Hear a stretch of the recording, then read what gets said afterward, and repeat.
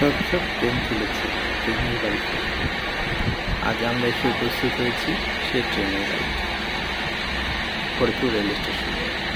দক্ষিণবঙ্গের অন্যতম বৃহত্তম রেল স্টেশন থেকে সবাইকে স্বাগতম। আজকে আমি ফরিদপুর থেকে যাচ্ছি এর পার্শ্ববর্তী রেল স্টেশন ভাঙাতে। শুক্রবার যেহেতু কোনো কাজ নেই, ভাবলাম যে ঘুরে আসি ভাঙাতে।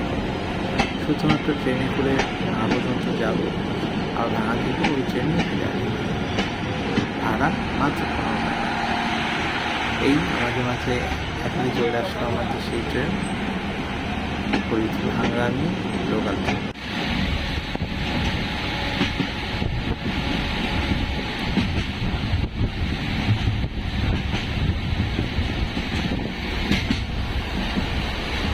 ট্রেন ছুটছে তার আপন গতিতে।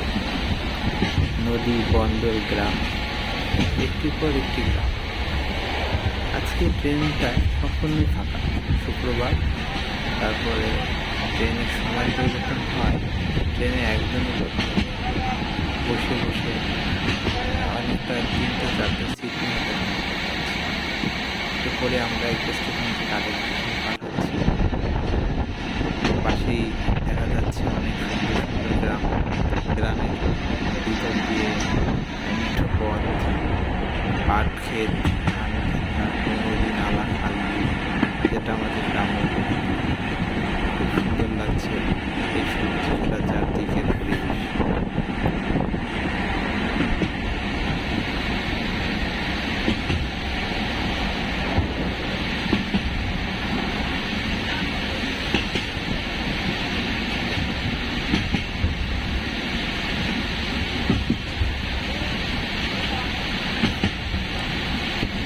বলে রাখি, ফরিদপুর থেকে বাংলাদেশের কয়েকটি জায়গায় ট্রেন চলাচল যাতায়াত ব্যবস্থা আছে।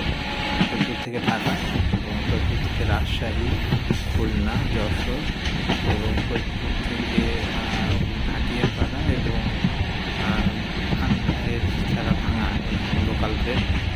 আর আগের ক্ষেত্রে স্টেশনগুলোর কথা বললাম, যশোর, খুলনা এবং রাজশাহী এবং হচ্ছে আন্তনগর মেল ট্রেন। এছাড়া ঢাকাতেও সরাসরি ট্রেন আছে। আমরা এখন যাচ্ছি ফরিদপুরেরই আরেকটি উপজেলা ভাঙাতে, যেখানে ট্রেনটি লাস্ট স্টপেজ। আমরা অলরেডি অর্ধেকটা রাস্তা চলে এসেছি। আমরা গিয়ে থামবো তালনা স্টেশনে। তালনার পরে হচ্ছে ভাঙা স্টেশন।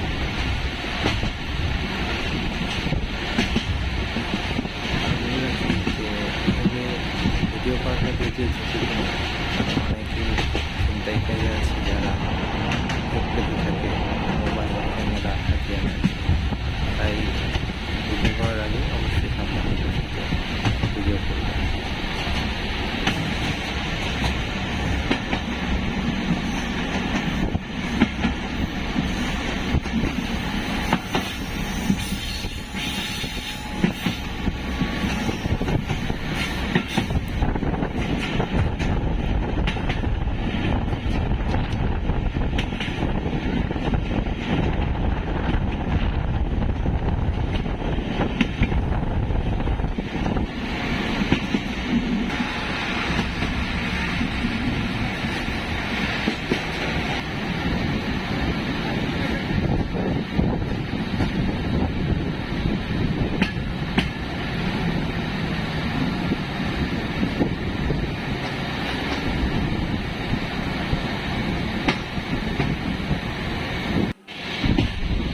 এই আমরা পৌঁছে এলাম আমাদের সেই আকৃতি ভাঙা স্টেশন।